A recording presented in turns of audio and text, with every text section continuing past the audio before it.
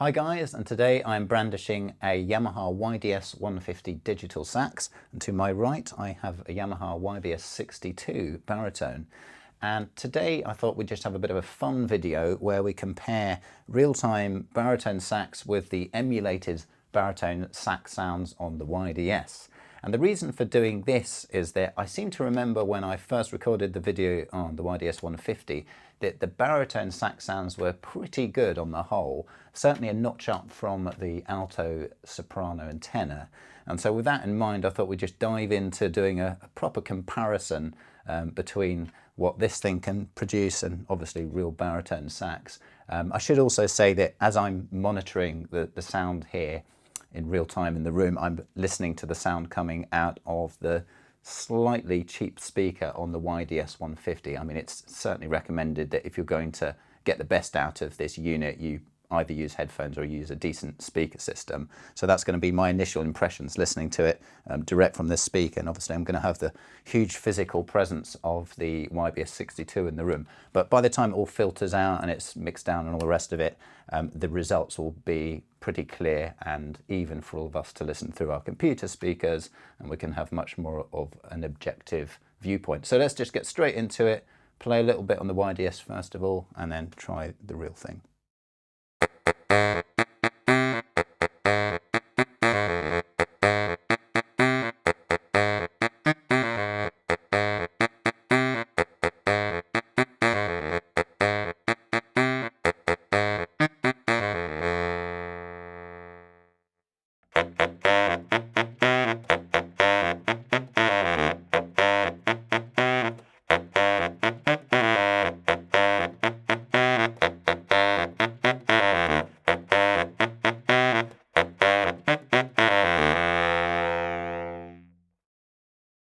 Well, the first thing that I noticed there was I had to actually adjust the phrase that was playing on the baritone sax because I just didn't have anywhere to breathe, so I had to miss out a few notes. So you realise straight away when you play the YDS that the airstream is much lighter and you can actually just last a lot longer playing, you know, a given phrase like that. So that was the first immediate observation.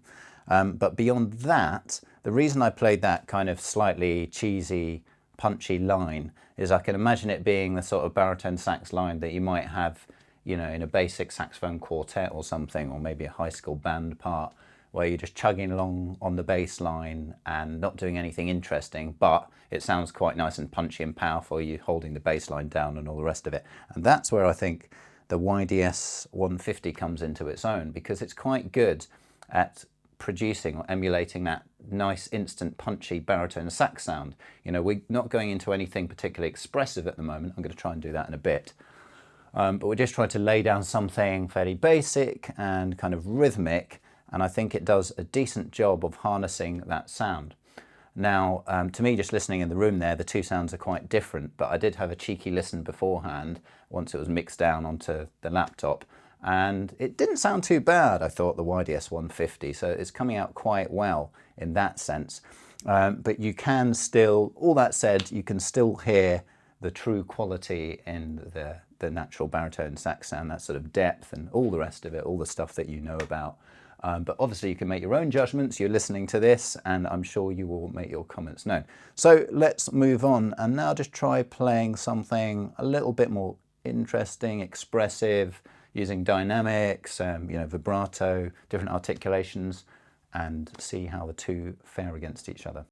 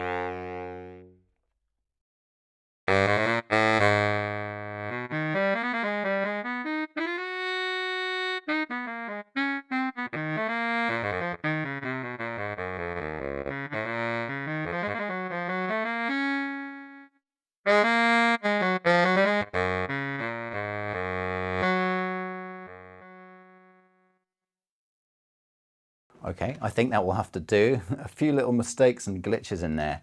And I should explain that I actually have a little trouble when I'm trying to get used to the YDS with the octave key. I find it relatively stiff, and unless you're holding the thumb quite firmly on the octave key, it tends to blip down the octave. So I thought I'd keep that in there for you so that you can actually hear the E flat kind of pinging between the octaves and whatever other notes are doing the same kind of thing.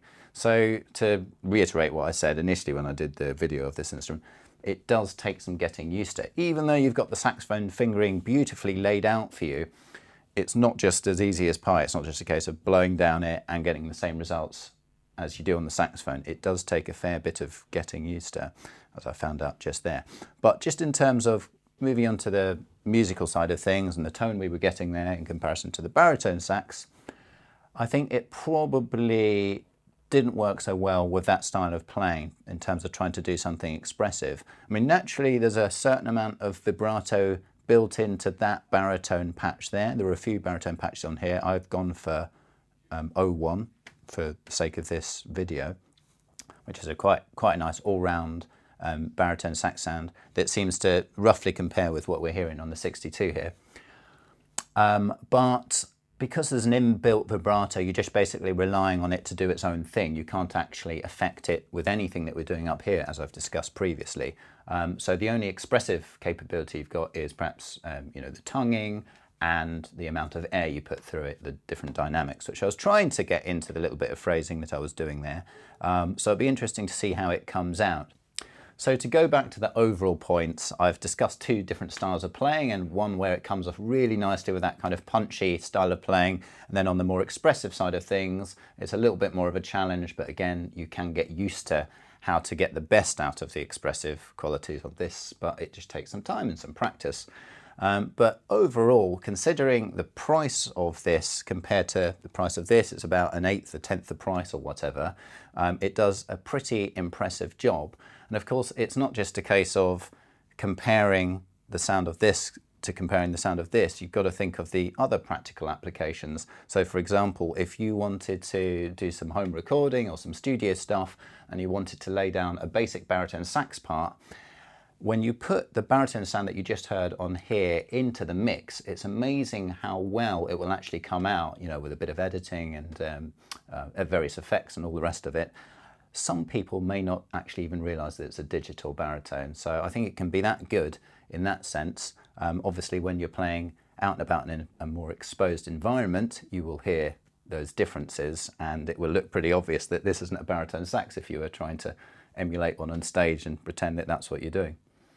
But actually you can turn that around and impress people, because if you do take this on the stage and you start to play a baritone sax line, people will be thinking, what is going on there? That does not look like a baritone sax, and it's clearly sounding like one. So it will turn some heads at the same time.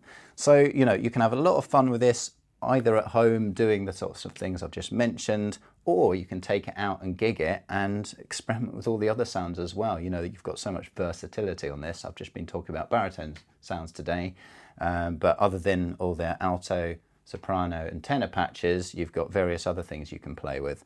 So a lot of flexibility there and just overall fun to be had. But that pretty much wraps it up for today. I just wanted to give you a bit of a vibe of real instruments versus digital and see what you think. I'll be interested to watch the comments flow through.